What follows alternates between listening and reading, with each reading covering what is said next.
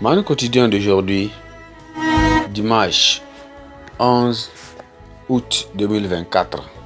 Thème: l'appel macédonien. L'appel macédonien. Texte de lecture: Actes chapitre 16, le verset 6 à 10. Ayant été empêché par le Saint-Esprit d'annoncer la parole dans l'Asie, il traversait la Phrygie et le pays de Galatie. Arrivé près de la Mysie, il se disposait à entrer en Bithynie, mais l'Esprit de Jésus ne lui le permet pas.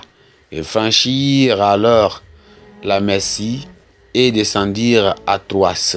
Pendant la nuit, Paul eut une vision.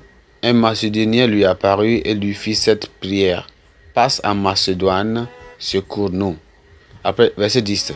Après cette vision de Paul, nous cherchâmes aussitôt à nous rendre à Macédoine, concluant que le Seigneur nous appelait à y annoncer la bonne nouvelle. Gloire à Dieu. Le verset 9 est le verset clé qui dit ceci: pendant la nuit, Paul eut une vision.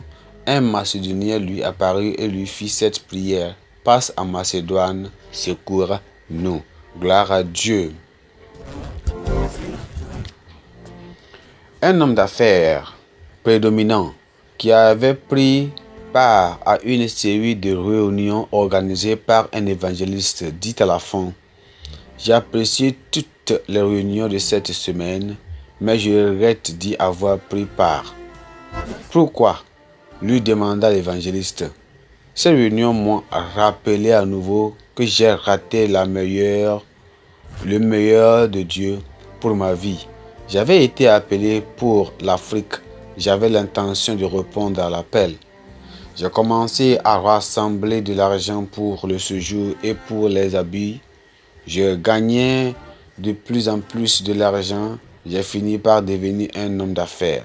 Aujourd'hui, je possède une grande entreprise. J'ai tout ce que l'argent peut acheter. J'ai une belle maison, une femme et des enfants adorables. Au plus profond de mon cœur, il y a cependant un grand vide. Ma vie est un échec, pas de point de vue du monde, mais de celui de Dieu.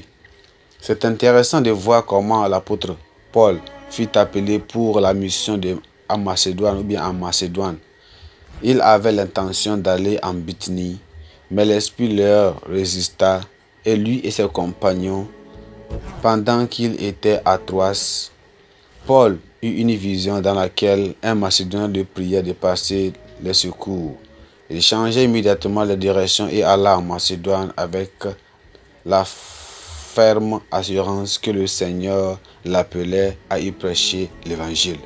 L'appel macédonien se réfère à un cri d'alarme venant de quelque part.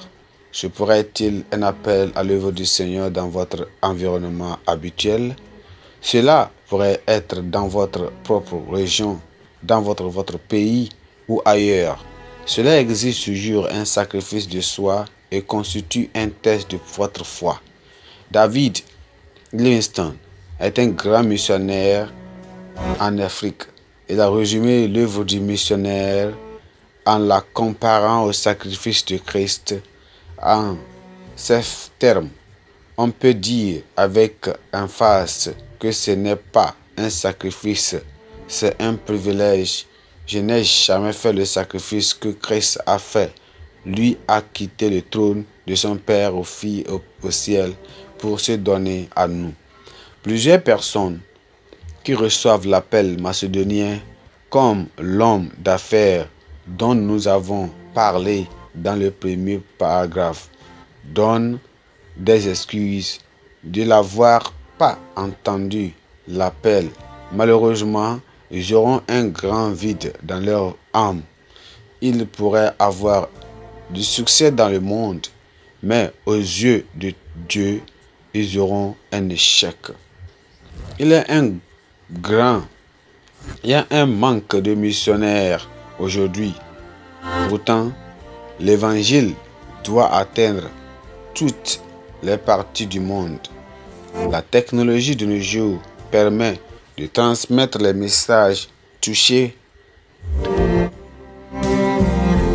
même transmettre le message de l'évangile, mais le suivi personnel, à renseigner, à observer tout ce que Christ a dit, toucher la vie des démunis et tout le travail physique qu'il faut, a besoin de la présence d'évangélistes et de prédication sur le terrain. Avez-vous reçu l'appel macédonien?